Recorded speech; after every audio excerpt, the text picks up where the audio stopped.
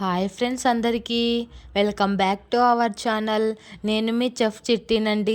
ఈరోజు మనం ఎంతో రుచికరమైన కరకరలాడే కాకరకాయ ఫ్రైని ఎలా చేయాలో చూసేద్దామండి. చాలామందికి కాకరకాయ అంటే కాకరకాయ చేదు ఉంటుంది, నాకు అస్సలకి నచ్చదు అంటారు.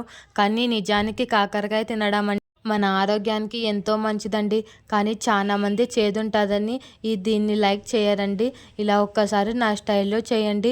చేదు లేకుండా కాకరకాయ ఫ్రైని టేస్టీగా చేసేసుకుందాం. దీని ప్రాసెస్ ఏంటో చూసేద్దామండి. ముందుగా 5 కాకరకాయలు తీసుకొని జీవురేసుకొని చిన్న చిన్న ముక్కలుగా చేసుకోవాలండి. అంత మందం లేకుండా మరి అంత స్వల్పంగా లేకుండా మీడియం సైజులోన బాగా కట్ చేసుకోవాలండి. అవి కట్ చేసుకొని అందులోన పసుపు ఉప్పు వేసి ఒకసారి కలిపేసి ఒక పావుగంట పక్కన పెట్టుకుందాం. పావుగంట తర్వాత ప్లేట్ తెరిచి చూస్తే నీరు ఊరింటుందండి.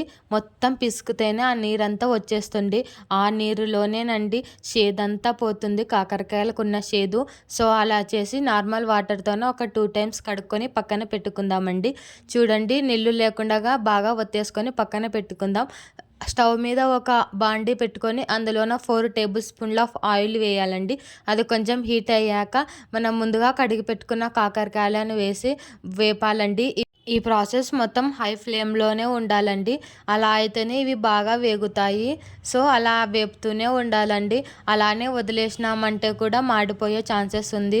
సో వేపుకుంటూనే ఉండాలండి. ఇది చాలా time taking process, but taste మాత్రం చాలా అంటే చాలా బాగుంటుందండి. అవి వేపుకుంటేనే ఒక వెల్లిపాయ గడ్డ తీసుకొని పొట్టు లేకుండా వలిచేసుకోవాలండి.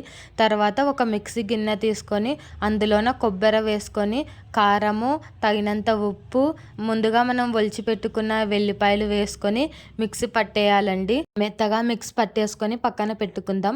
మీరు కొబ్బరి కారం అనే కాదండి, వెల్లిపాయ కారం కూడా వేసుకోవచ్చు. అది మీ ఇష్టము. వెల్లిపాయ కారం అయినా వెల్లిపాయలు కారము ఉప్పు వేసుకొని మిక్స్ పట్టుకుంటే అంతేనండి.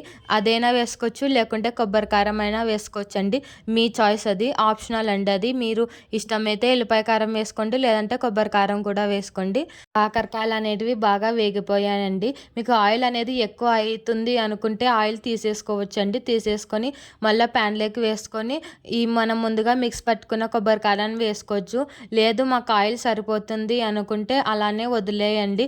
ఎందుకంటే నేను ఇక్కడ 5 కాకరకాయలు తీసుకున్నాను, మీరు 6 తీసుకుంటే మీకు సరిపోవచ్చండి.